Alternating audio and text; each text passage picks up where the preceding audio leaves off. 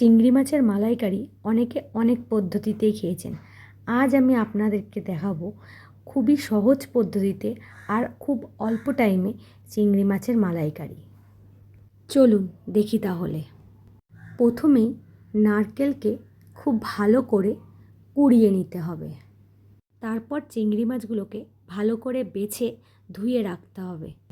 তারপর নারকেল, পরিমাণ মতো লঙ্কা আর অল্প পরিমাণ পোস্ত ও সর্ষে দিয়ে ওটাকে গ্রাইন্ডারের মধ্যে ভালো করে মিক্সড করে নিতে হবে।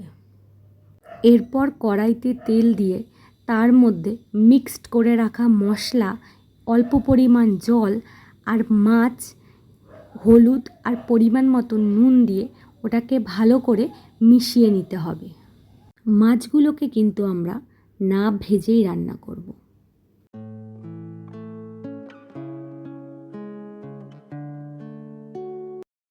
এরপর আমরা গ্যাসটা অন করে নেব আর তার মধ্যে কড়াইটাকে বসিয়ে দিয়ে ভালো করে নেড়ে চেড়ে মাছটা সিদ্ধ হওয়ার জন্য আমরা কিন্তু এবার কড়াইটাকে কিছুক্ষণ টাইমের জন্য ঢেকে দেব। গ্যাসটাকে এবার কিন্তু একদম লো করে রাখব।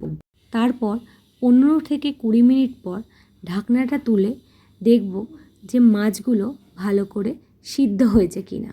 এরপর পরিমাণ মতন চিনি কিন্তু এর মধ্যে অ্যাড করতে হবে।